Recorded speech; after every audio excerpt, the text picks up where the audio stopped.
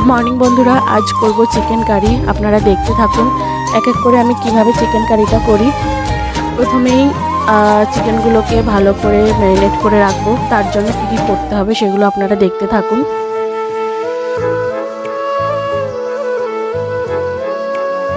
প্রথমেই রসুনটাকে ছুলে নেব, এরপর শুকনো লঙ্কাটাকেও তৈরি করে রাখবো। তারপর আদা, পেঁয়াজ, আলু, টমেটো, এরপর লঙ্কাগুলোকে বেশ ভালো করে ধুয়ে রাখবো। আদাটা বেটে নেব,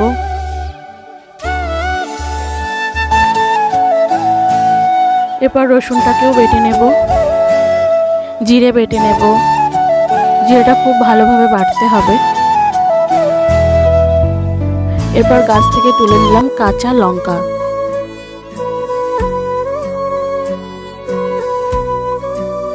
এবার সেটাকেও খুব ভালোভাবে বেটে নেব।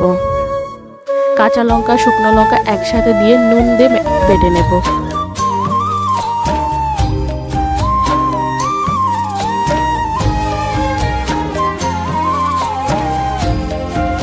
আমরা সাধারণত পাটাতেই বাটি, মিক্সারটা খুব কম ব্যবহার করি। এরপর মাংসটাকে খুব ভালোভাবে ধুয়ে নেব।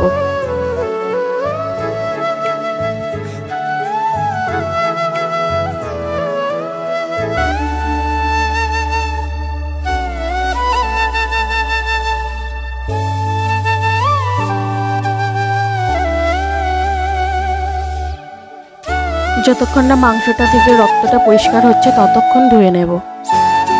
দেখুন কত সুন্দরভাবে মাংসটা পরিষ্কার হয়ে গেছে।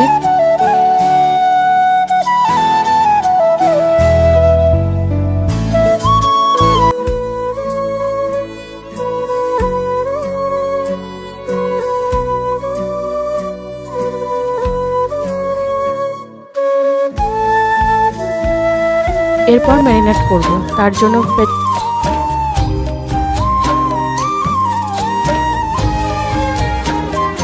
জন্য প্রথমে দিয়ে দিলাম পেঁয়াজ, তারপর নুন, হলুদ আর ওই বেটে রাখা মশলাগুলো। এরপর একটু তেল দিয়ে দিলাম।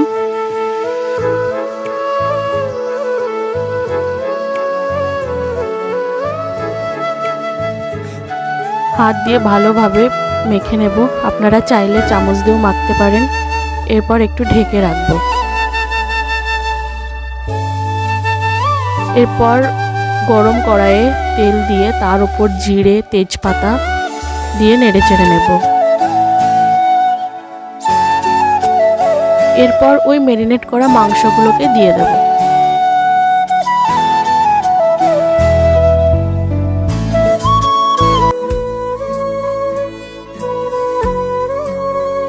এরপর ভালোভাবে মিশিয়ে নেব তেলের সঙ্গে। এই মাংসটাকে খুব ভালোভাবে কষাতে হবে। যত ভালোভাবে কষানো হবে ততই মাংসের টেস্টটা বেড়ে যাবে। এরপর ওই আলুগুলোকেও দিয়ে দেব। আপনারা চাইলে আলুগুলোকে ভেজেও নিতে পারেন, কিন্তু আমরা এখানে ভাজিনি, এটাকে আমরা ওইভাবেই দিয়ে দিচ্ছি। বেশ ভালোভাবে কষিয়ে নেব আলুটা মাংসের সঙ্গে।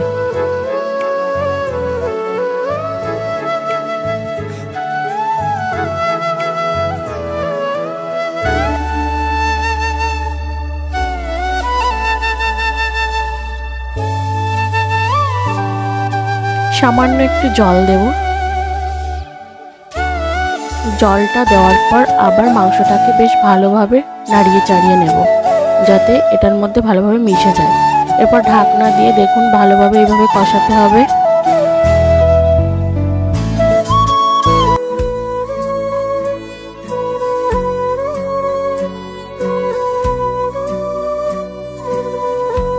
দেখুন মাংসের কালারটা কত সুন্দর এসেছে।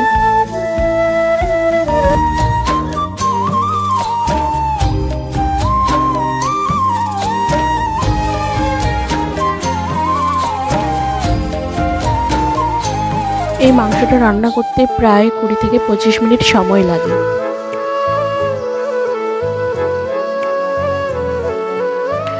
মাংসটা কিন্তু প্রায়ই হয়ে এসেছে। দেখুন কত সুন্দর হয়েছে। গ্রেভিটাও কিন্তু একদম সুন্দর হয়েছে। এবার আমি একটু টেস্ট করে নেব।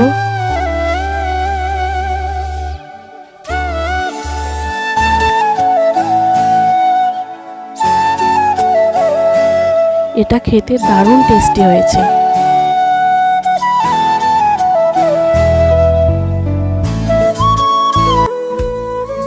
দেখুন কত সুন্দর হয়েছে খেতে, খুব সুন্দরভাবে গলে গিয়েছে।